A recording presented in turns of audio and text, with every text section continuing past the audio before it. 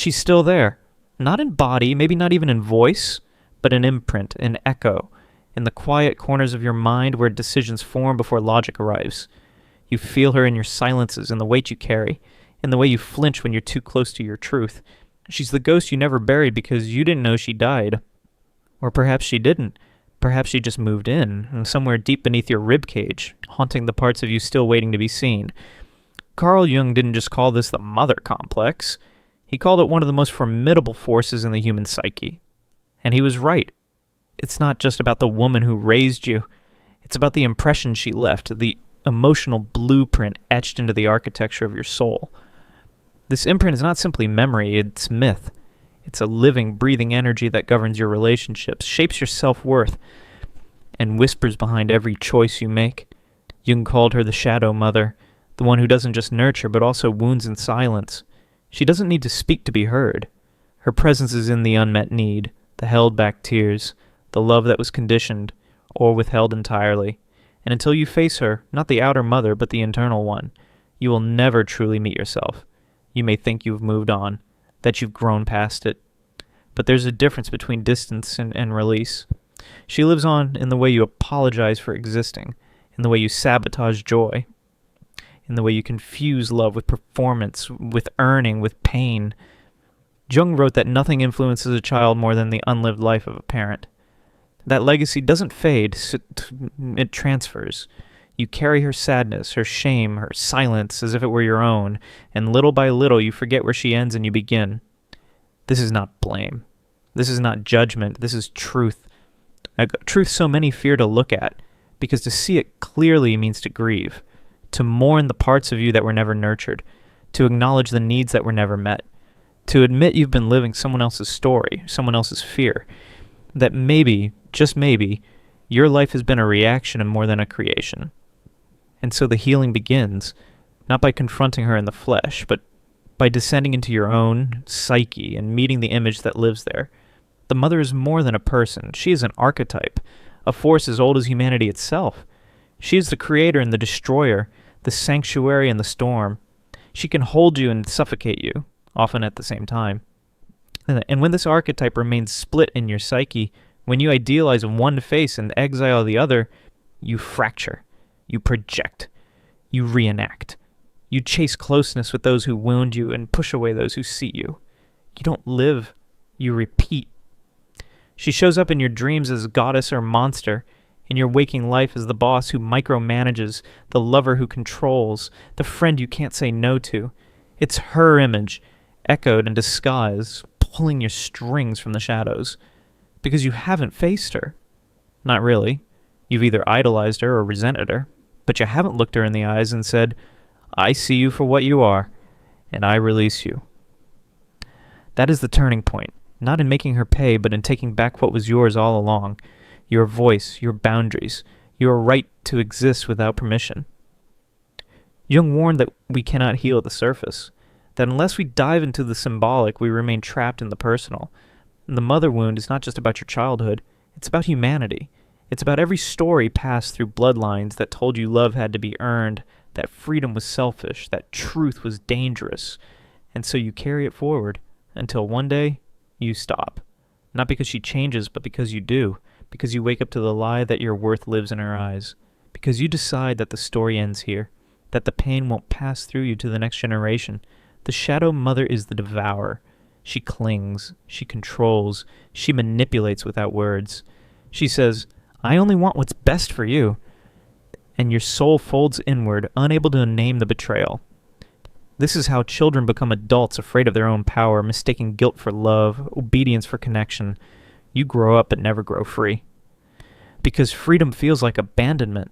Because your inner child still believes that to become yourself means to betray the one who gave you life. But Jung saw deeper. He knew that within the shadow, mother lies your key. She is not just the jailer, she's the gatekeeper. She guards the treasure of your becoming. The only way out is through, and you must face her. Not in rage alone, but in mourning. You must let the child in you speak, and let the mother within finally be heard. Not the woman, but the force, the pattern, the grief stretching backward through centuries. When you do, something shifts. The energy loosens. The guilt loses its grip. And in that space, a new voice begins to rise, one that doesn't ask for permission, one that knows how to stand, not in rebellion, but in truth, not against her, but beside her, no longer her echo, but your own voice. The internal mother remains long after the woman is gone. She governs with whispers, not commands. She was your first mirror, the one who told you whether you were wanted or tolerated, cherished or burdened. Her message lives not in memory, but in the myth your soul built around her. The image is not always accurate. It's shaped by survival, by longing, by the need to belong, but it rules you all the same. If she was warm and attuned, she becomes your anchor. If she was distant, chaotic, or absent, she becomes your inner critic, the one who questions your every move, the one who tightens your chest when you get too close to joy, the one who whispers that being seen is dangerous, that taking up space is a threat, and so you dim, you shrink, you defer. But this can change, not by erasing her, but by transforming her image within you. The child inside you does not need to keep shrinking. He or she is allowed to grow, to want, to speak, to live. That is the real healing. To no longer obey the internal mother's fear. To no longer sacrifice your aliveness at the altar of her approval. This is not easy work. It requires you to dismantle the illusion that love must hurt, that loyalty means silence, that you are not enough unless someone says so. But once you see the truth, you can't unsee it.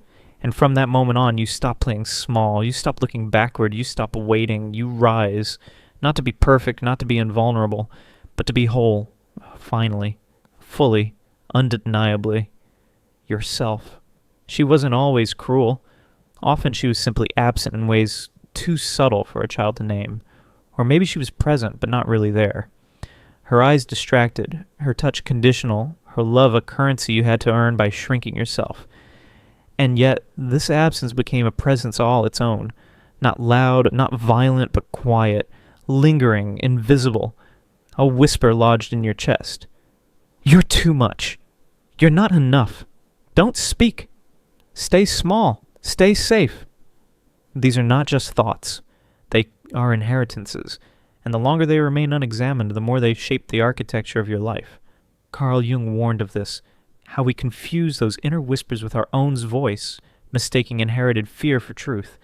That's when the ghost of a mother becomes the one calling the shots.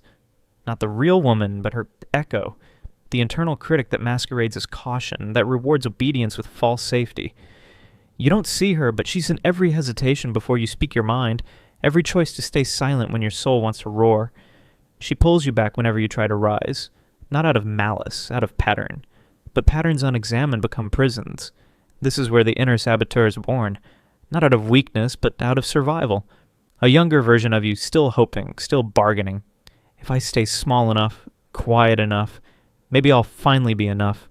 And because this figure remains unconscious, we carry her forward. We project her onto lovers, mentors, friends.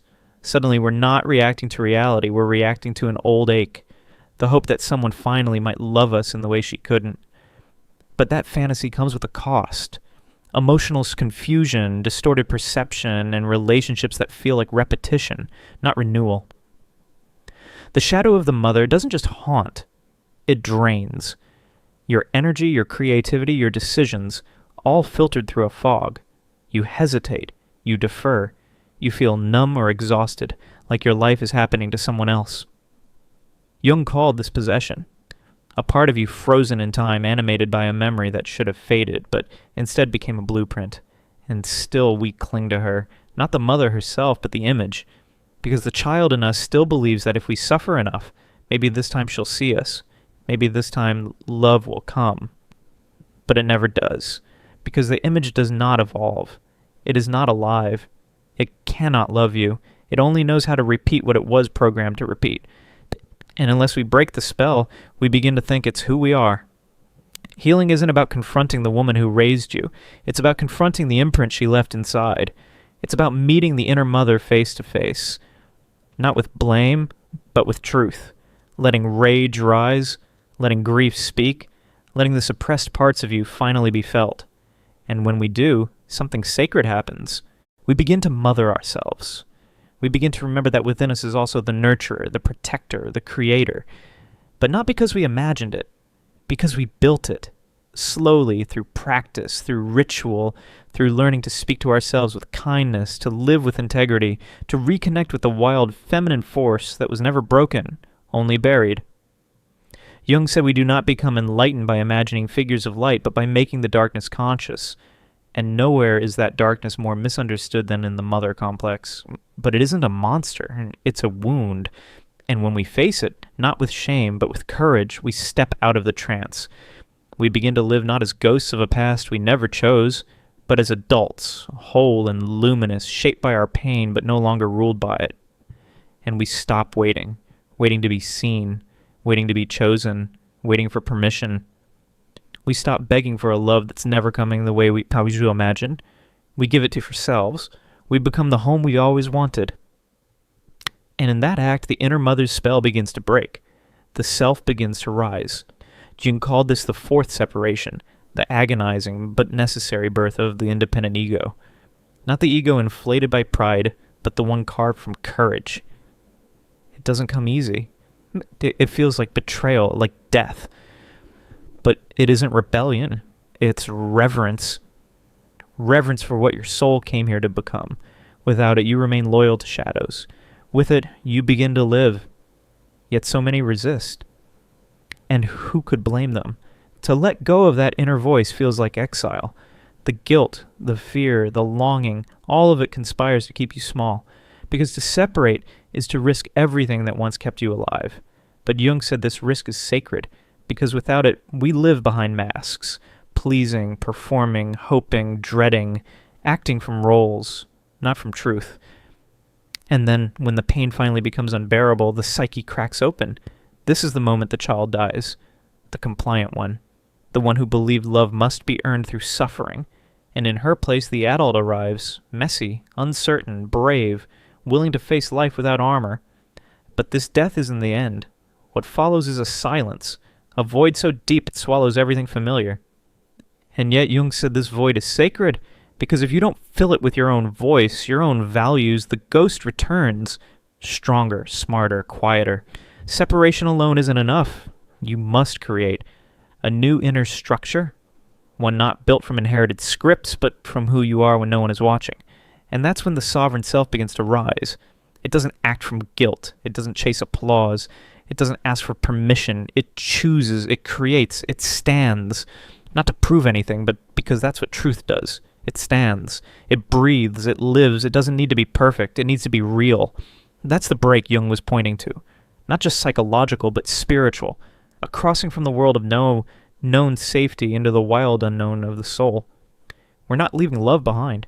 We're walking toward a love deeper than dependence, one that frees instead of binds, one that sees instead of controls. And when we reach that threshold, we mark it, not with fanfare, but with intention, a ritual, a word, a moment of breath. We say, I honor where I came from, but I no longer belong to it. I belong to myself now. This is not betrayal. This is devotion to life, to truth, to the one you were always meant to become. Because without that separation, we circle the same suffering, but with it we step into the unknown. And there, we finally meet ourselves. He showed us that healing isn't about erasing the past, but about learning to hold it without being held hostage by it. It's about retrieving the parts of ourselves we've exiled, facing the shadows we've projected, and reclaiming our wholeness. Until we bring the unconscious into consciousness, it will direct our lives, and we'll call it fate. In the realm of the mother wound, this isn't just a metaphor. It's a map. The journey doesn't begin with blame or rebellion, but with awareness and reclamation. The child who is never seen must now become the adult who chooses to see themselves. That's where healing begins. That's where freedom is born. Embracing the shadow mother is not merely therapeutic. It's a soul-deep initiation. Jung didn't consider this encounter optional for those seeking wholeness. He deemed it vital. Healing the mother wound isn't achieved through intellectual insight alone, nor through polite forgiveness offered from the surface of the ego. It demands a raw, symbolic descent into the underworld of the psyche, a reckoning with the archetypal mother's shadow, an encounter as ancient as myth and as intimate as your own heartbeat. In alchemy, the negredo, the blackening, marks the first stage of transformation, the death of illusion. For the child trapped in the mother complex, This is the moment when the sweet veil of the idealized mother dissolves, revealing something darker, the devouring aspect of the archetypal feminine. Jung taught that this darkness isn't evil, it's sacred. It contains the lost fire of the self. The shadow mother, in all her terror, holds the very ingredients for freedom, creativity, and power. She is the gatekeeper of a treasure buried in fear. Individuation begins the moment you dare to see her, to see the shadow mother clearly without idealization or denial. It's the soul's first act of rebellion and reclamation. It requires the courage to recognize her manipulations, her fear of abandonment, her need to possess or control, and the way she projected her pain onto the child. As long as we preserve the fantasy of the ever-giving, ever-sacrificing good mother, we remain bound in the psyche's childhood, unable to step into the sacred authority of the adult self. Buried beneath obedience lies rage, and beneath that rage, grief. Jung emphasized that these emotions aren't pathologies. They're sacred energies, fragments of the soul exiled in guilt and fear. To heal, one must acknowledge the fury of betrayal, the ache of not being seen, the sorrow for a mother who couldn't nurture as the soul required. This grief isn't regression, it's resurrection. Through expression, through ritual, art, or even silent tears, we make space for the soul's return. Active imagination serves as a bridge between the conscious mind and the autonomous figures of the unconscious. Through it, we enter into living dialogue with the shadow mother, not to battle her, but to hear her voice. She may reveal fear, jealousy, sorrow, or loss. And through this conversation, the ego transforms, no longer a child craving approval, but an adult capable of listening, speaking, and standing with inner sovereignty. The false split of all good or all bad dissolves. Wholeness begins. This confrontation marks a death, not of the physical mother, but of the psychic prison she may still represent. Nightmares, emotional storms, and crumbling beliefs often accompany this symbolic death. But in Jung's mythopoetic lens, this death is sacred. It mirrors the myth of the hero descending into the underworld to face the dragon, the mother shadow, and rising reborn. What dies isn't the mother, but the ego's illusion. What is born is the soul's freedom. The shadow mother doesn't only wound the heart, she wounds the feminine within. Intuition, softness, joy, sensuality, receptivity. When we fear the mother, we fear these parts in ourselves. But integration brings reunion. We begin to trust the inner knowing we once silenced. We express emotion without shame. We create, feel, and love, not as a child needing permission, but as a soul remembering its right to exist. Jung saw this as essential healing, especially in cultures that repress the feminine archetype. Transformation must be marked. The psyche needs ritual, symbolic acts, writing unsent letters, burning them in ceremony, creating art, declaring sovereignty in sacred space, signal to the unconscious that something has shifted. Jung believed that rituals serve as thresholds. They mark the death of the old self and the birth of the individuated one. They whisper to the shadow mother, your reign is over. I honor you, but I no longer belong to you. When the work is done, something remarkable happens. The mother, internal or external, is no longer a goddess or a monster. She becomes human, wounded, yes, flawed, yes, but human. Jung taught that true compassion emerges not from obligation, but from insight. This compassion doesn't excuse the harm. It frees the heart from bitterness. It allows the soul to breathe again, unchained from resentment and reconnected to the river of life. To face the shadow, mother, is to descend into the cave where your fear and freedom dwell side by side. It's not an act of violence. It's an act of devotion to your truth, to your soul, to life itself. Jung called this journey individuation, the becoming of the whole self. It begins with a rupture, passes through grief, and culminates in rebirth. There is no coming to consciousness without pain, Jung wrote, but beyond the pain lies your freedom, the freedom to live, not in reaction to the past, but in service to the self, the freedom to love, not from lack, but from fullness, the freedom to die, not as someone's child, but as your own sovereign soul. In the sacred language of Jungian psychology, forgiveness isn't the crown of healing, but a shadow that may quietly follow the deeper light of inner transformation. Carl Jung didn't place forgiveness at the center of the individuation process, for he knew that no authentic healing begins with moral obligation or societal performance. Instead, he taught that the true path begins with something far more difficult, the descent inward. to face without flinching the full reality of the wound, especially when that wound was carved by the hands that were meant to hold us. If forgiveness ever arises, Jung insisted, it must not be manufactured. It's not a ceremony for others, nor a badge of spiritual superiority. It's the quiet, unforced consequence of soul retrieval, the moment when the individual has reclaimed their psychic authority and no longer requires external resolution to be whole. Forgiveness, if it appears, is a byproduct of integration, not a prerequisite for liberation. Jung cautioned that premature forgiveness often becomes a psychological bypass, a sedative offered in place of inner fire. We're taught, especially in spiritual and religious systems, that forgiveness equates to virtue. But when forgiveness is offered too quickly, when it emerges from guilt, religious duty, or the fear of being seen as unhealed, it becomes yet another mask worn over unacknowledged rage, sorrow, and betrayal. In this form, forgiveness serves the mother complex. It's not liberation, it's suppression. Before true healing can take root, something more raw must be honored. The voice that was silenced, the anger that was shamed, the grief that was denied, the child within who waited and was never seen. Jung believed that to feel these truths isn't regression, it's revolution.